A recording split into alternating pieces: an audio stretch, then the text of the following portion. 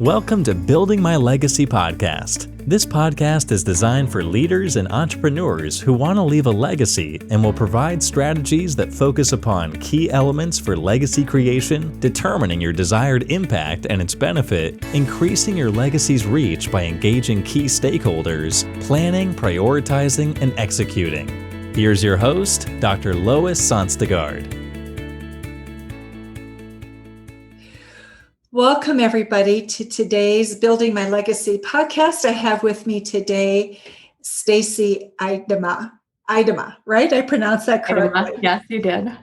And Stacy is fascinating because she comes out of the corporate world. She worked with executives building teams globally, so large teams as well as smaller teams, managing projects for them, and really looking for how do you achieve results internationally, globally, as you work together. And one of the things that she came away from with that experience was the key role of communication and how we communicate impacts the results that we have.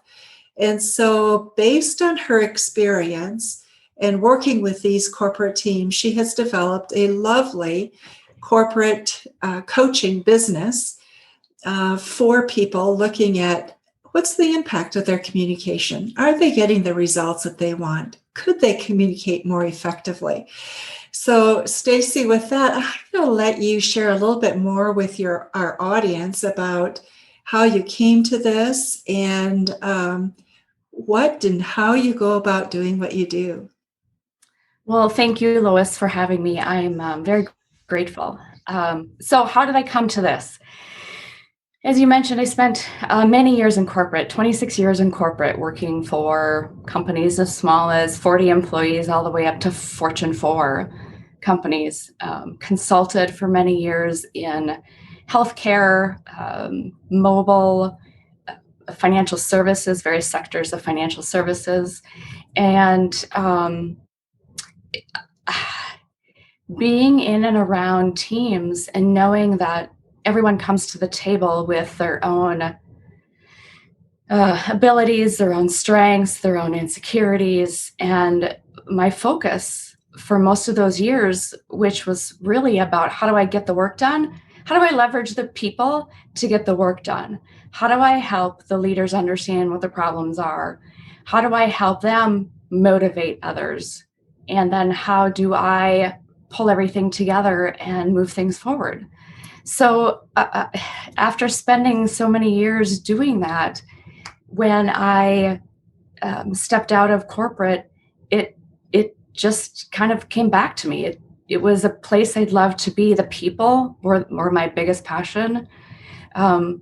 Innovations were great. Doing what was the right thing to do to give people new products, services, tools, whatever it was fabulous. But the people connection was the most meaningful for me. And so going back to that world felt natural, if you will. So you talk about leveraging your strengths to communicate. Talk a little bit about that, if you would, please. Yeah, absolutely. So there are a lot of strength-based psychology tools out there, discs, strengths finders. There are also other strength-based approaches specific to character strengths. And I love to learn about what makes a human tick.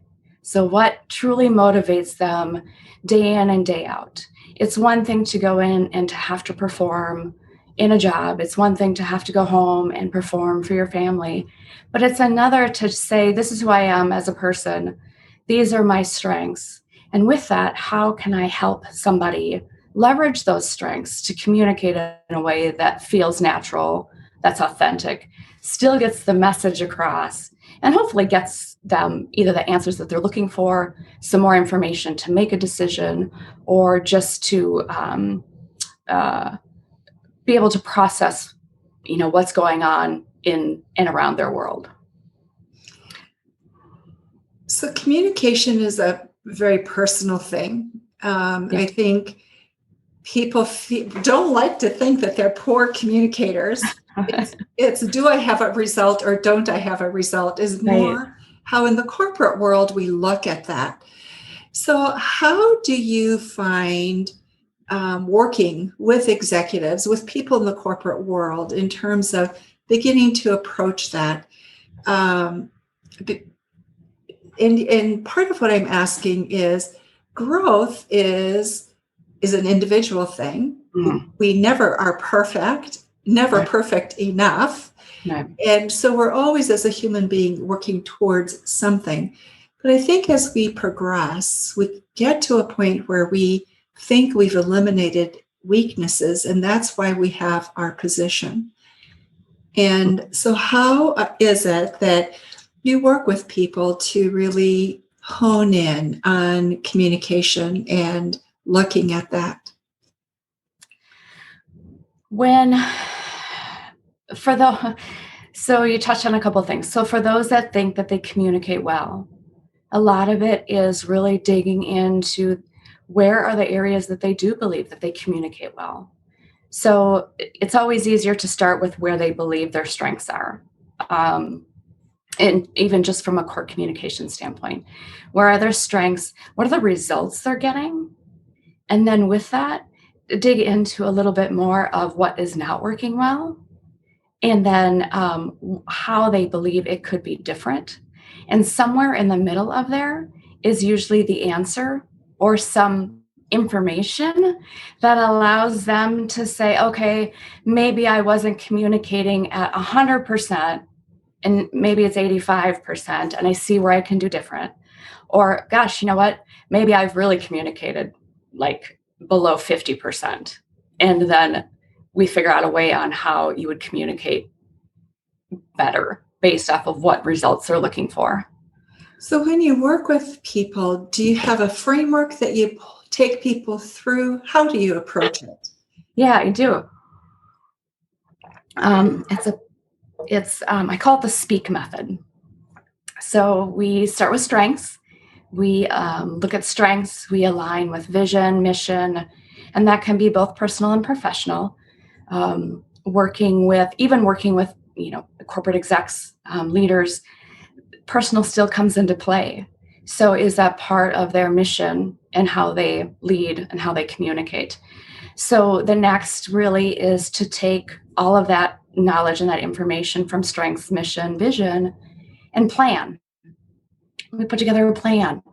What does it look like today? What do they want it to look like in the future? We go in to execute. So based off of what we planned, pick a couple of things to start with.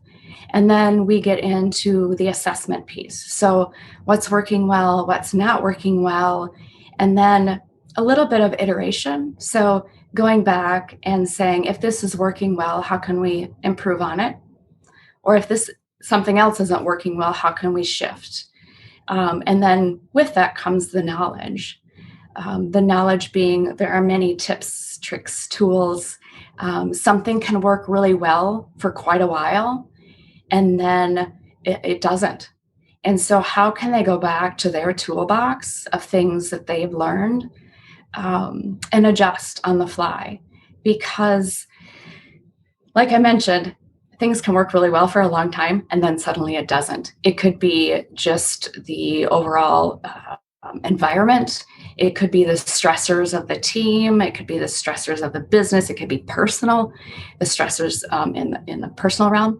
So the process is pretty simplistic, and it's meant to be very iterative. But the core then is really about strengths and getting to know the strengths, and then figuring out how to leverage those in a meaningful way. So when you coach somebody and you take them through that process, about how long does it take for them to begin to see change and an improvement?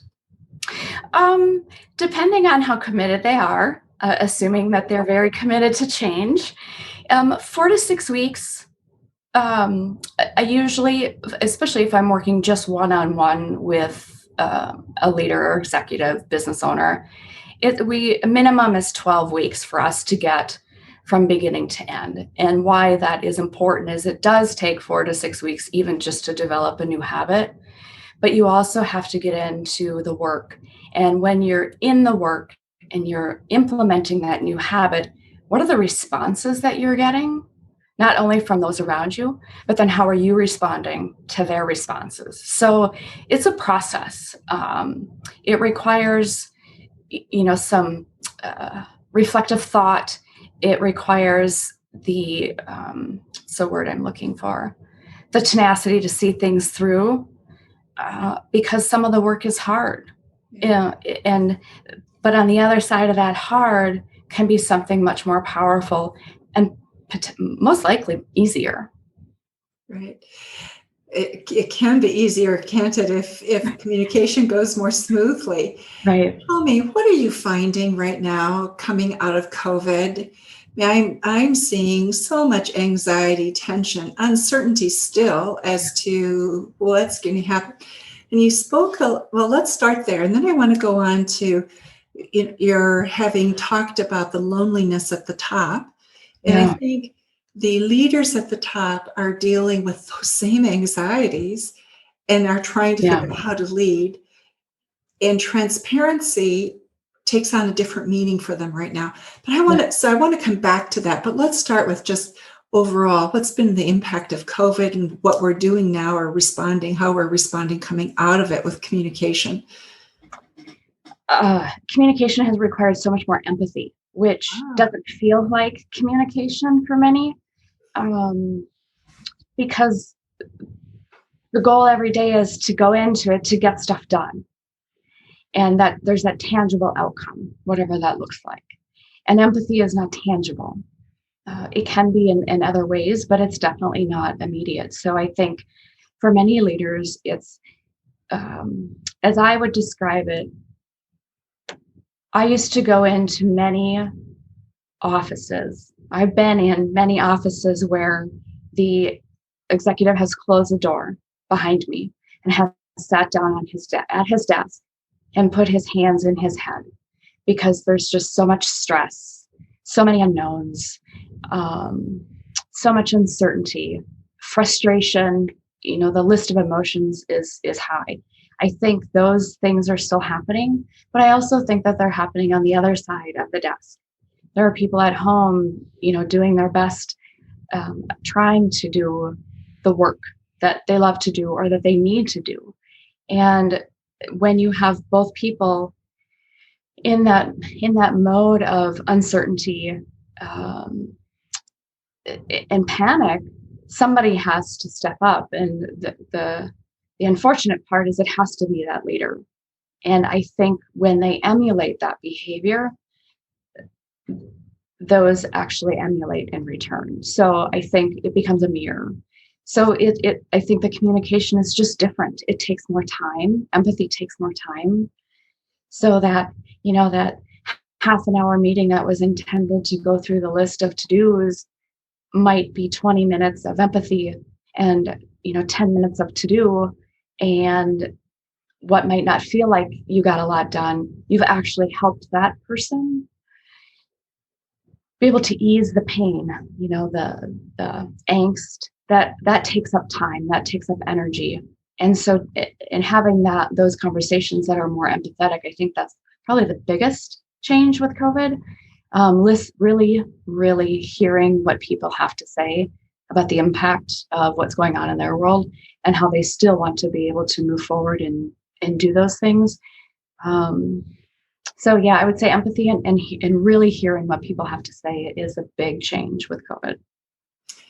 Let's go talk a little bit about the people at the top who are also dealing with this. They have that loneliness that they had before COVID of who do you dare share things with? How transparent do you really dare be?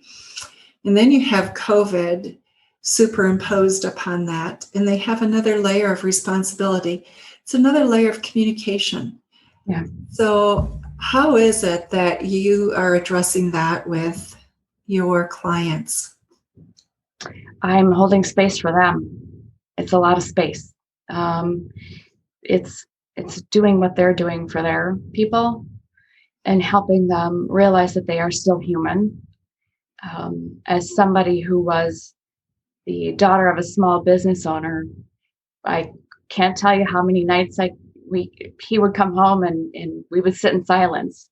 And now I know that to be empathy, holding space, allowing him to just breathe and decompress. So I think much in the same for my clients, really allowing them that space to process what's going on, helping them understand that they are still getting the work done that they need to get done. It might take slightly longer. Hopefully it will be more productive. And in the end, hopefully those that with whom they employ will see that empathy, will have gratitude, will really start to understand that they too are, at the top experiencing some of the same things, and hopefully heal together. I mean, there's that opportunity to heal together. So it's really about creating that space and helping them work through those things, allowing them to talk about the issues that they feel most prevalent, and then really prioritizing what is important so that they can move forward, because you can only work on one thing at a time. Contrary to what many believe, you can only work on one thing at a time. So helping them also prioritize what is the most important is also part of that process. Yeah. Got it. What do you think are some of the biggest mistakes people make with their communication? I would say that the couple top ones will be when someone asks a question, the response that often we make to that question is the right answer. And what I mean by that is, if somebody says, how can I help you? And the person across from them says, help, I don't need your help. Not realizing that maybe they do need their help, but maybe a better word to use might be support. How can I best support you? So when asking questions, when communicating, I guess the point I'm trying to get at is it's not always what is said or the first response. Sometimes you have to spend a little bit more time digging into it. An easy statement or response to that is a tell me more. So if somebody says something and it doesn't make sense, or if you think you have the answer, you don't always have to have the answer. Yeah. Sometimes it is up to the other person to figure out what the answer is. So just simply responding, tell me more. So I think with that comes urgency, this urgent need to either answer a question or to get things done. And really it's about the process. So that's a big one. I would say the other is assuming that if you're being honest and direct, that you are communicating well. Oh. Well, I appreciate transparency and honesty with the best of them. Sometimes that brutal honesty can leave what I call a trail of tears, and that can take up time. It can disrupt. It can really derail things. So there's always easier ways to caveat. Even if you are going to be abrupt and honest, you can preempt those things and just say, you know what, I'm in a place where I need to be really honest and brutal. I don't intend to hurt your feelings, but can we talk about this in a really matter-of-fact manner, right? Giving a little bit more context helps a ton. Yeah. I just have to share with you a story, because you come from Minnesota as I do, where we have a lot of Scandinavians. And I can remember when I was first married, my husband said to my grandfather, who was 94 at the time, do I tell my wife honestly everything? My grandfather looked at him for a long time and he said, sometimes the best communication is to say nothing. And I've thought about that so often as we have our discussion about transparency, because we think transparency is dumping everything out. And dumping doesn't allow people to process. It it generally is filled with emotion, which then takes away from the ability to really communicate. So how do you help people approach this so that they can be honest, they can tell the truth? Because part of moving a project forward is having that truth telling also. Yeah. And so it's a fine balance between being honest and not destroying. Yeah. That, especially when you get others involved, usually requires a lot more individual conversation. So some of the techniques that I have used in working with teams has really been about understanding each person's perspective, and bridging that gap between each person's perspective. If you are dealing with just, say, a leader, the hard part is that you will never please everyone, no matter what, because you can't control how they respond, how they react. So with a leader, if it's about being transparent, you end up, at least for me in working with them, I end up going into the end in mind, going into it with the end in mind. So what's their overall objective? And then backing into that, what do they need to speak to? What's really important? What might cause the most questions? And from that, then formulating the message that is authentic, that feels like they're communicating in the most transparent way and honest way without dumping everything on the audience. So it kind of depends on how many people are involved in the beginning piece. Is it just an executive delivering to a broader audience, or is it a team delivering to an executive or a team delivering to a team? So there's a couple different approaches to take with that. So let me ask you, if you're a new leader, a new CEO, CFO, CMO, whatever, and you're stepping into this position and you're mindful that who you show up as is everything for your future, where would you tell them to begin with their communication? That's a great question. Where would I tell them to begin? I would say telling them to begin with what feels natural. What's the legacy that they want to leave behind? Do they want to know? Do they want to be the one that was, would go to bat for their team, yet when the team didn't show up, was willing to be honest with them at the same time? Do they want to be known as the go-getter? Do they want to be the one that's known as a little bit more behind the scenes? How do they want to show up? And then what do they believe that messaging to look like? And then thinking probably again with the end in mind, what's that legacy that they want to leave behind? And then putting together, I don't want to call it a plan, if you will, but just ideas on how they believe that messaging might start to look. Because you can evolve. I think that's the hard part. People often forget when they go in, they think they have to start at X and through the rest of that path, stay at X.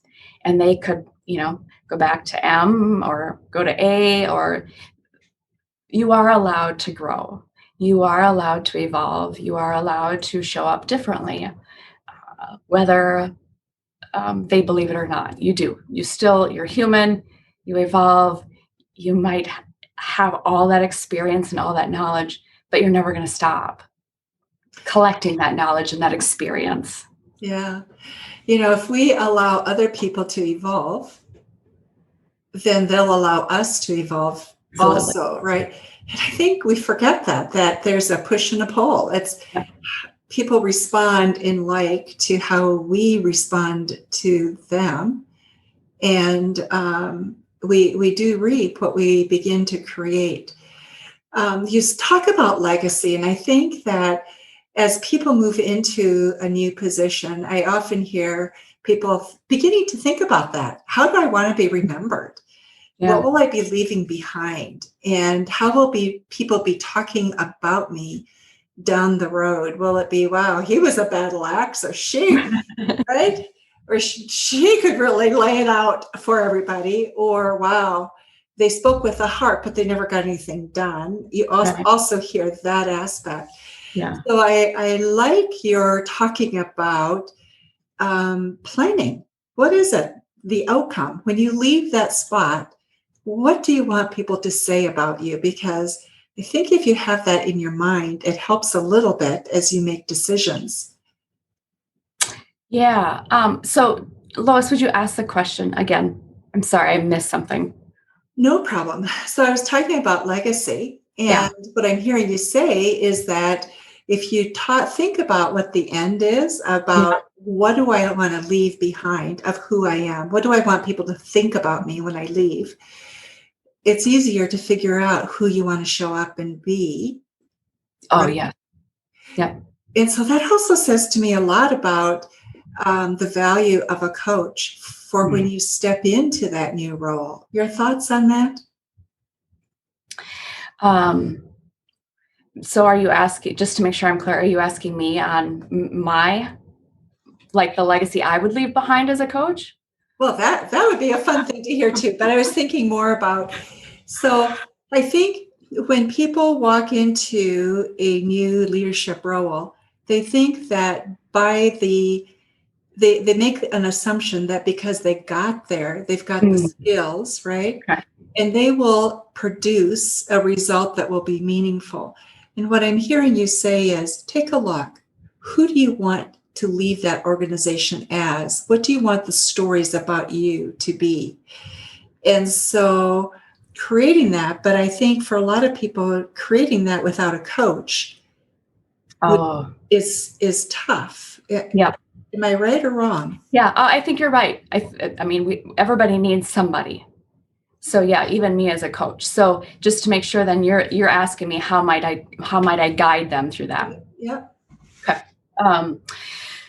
So it would go back into a little bit of the planning, and more from the standpoint of what would that ideal experience be?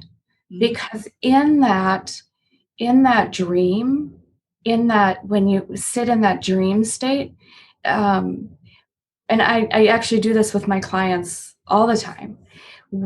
I want to know what that Shangri-La looks like. So for the framework of, say, an executive in a new role, what's your Shangri-La? Allow yourself to dream a little bit, because in that dream, there are key nuggets of how you want your team to function, how you want to perform, how you want to show up at home with friends, because while it is about work, it is about home too. So that simple exercise of sitting down, what does it look like? What does it feel like? What do you want your team to be? Are they going to be early morning people? Are they going to be people that are across the globe, and so you're managing all time zones? Do you want that exposure? Do you want the team to interact on a daily basis? How do you want to interact with them? How do you want to show up for them? So putting all of those things onto paper and saying, this is what I want my experience to be, and the people that come in contact with me in there will guide them towards the steps that they take, really to start building out what that legacy would look like. Yeah. So, Stacy, our time is almost over. And so I just want to ask you, what are things that we have omitted that you think are really important for people to think about and to begin to process in their communication? I think we touched on most. We talked about strengths. We talked about, doing the best that you can to show up authentically, remembering that communication is a process. It's not just the words that you speak. Holding space, having empathy. I think we covered off on quite a bit. So before we leave, if you don't mind answering, what would be the legacy you would like to leave? For me, it's really about experience. So whether I'm working one-on-one or whether I'm working with an executive and his team, it is, for me, it's what is the experience I'm giving them?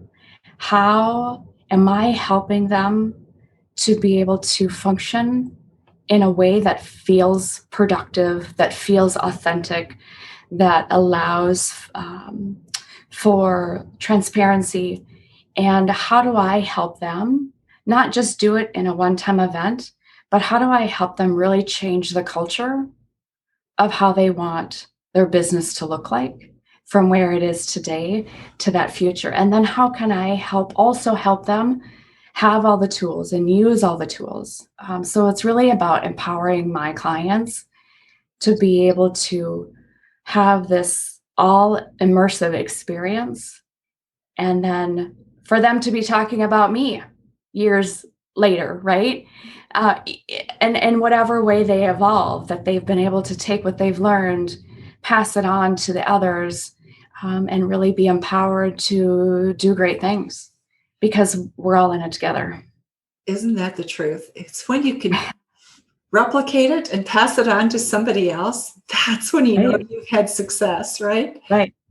Stacey, you have been so wonderful. And for those of you who are listening, there are just a lot of coaches out there in the world right now, and many do not have good corporate experience. And so those of you who are in the corporate world or own a business, listen to this and think about Stacey, because she does come from that perspective and has a background that could be very useful to you. We will have information about Stacey in the show notes, so you can contact her. You're welcome to do that. If you have any difficulty or need help connecting with her, let us know. We'll be glad to help you. And on that note, Stacey, thank you for joining us today. And thank you all for listening to Building My Legacy podcast. Thank you, Lois. You've been listening to Building My Legacy podcast with Dr. Lois Sonstegard. To book your appointment with Dr. Sonstegard, visit www.buildtomorrow.com.